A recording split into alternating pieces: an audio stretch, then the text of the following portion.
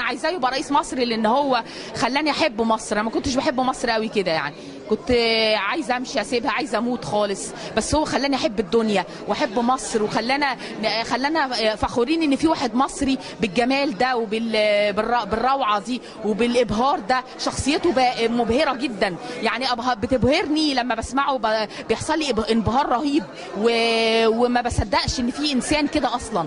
يعني ده ملاك اصلا، ده مش انسان بشر زينا. انا حاسه انه حاجه فوق البشر يعني، اعجاز، حاجه كبيره قوي، حاجه فوق البشر اصلا. يعني ده مش انسان عادي، لا لا خالص، ده حاجه هديه من ربنا او حاجه حلوه قوي يعني، حاجه حتى ما تتمسكش يعني، حاجه جميله جدا يعني، حاجه كبيره قوي قوي قوي يعني ممكن لو حد بيشوفه ينسى الاكل والشرب وينسى الدنيا ويقعد يتفرج عليه. انا ممكن اقعد اتفرج عليه طول النهار والليل ما ازهقش ابدا يعني، ما بزهقش ابدا لو اتفرجت عليه طول النهار والليل. اصلا احلى من ان خلاني انسى الافلام وانسى وما بتفرجش خلاص على اي حاجه فنيه.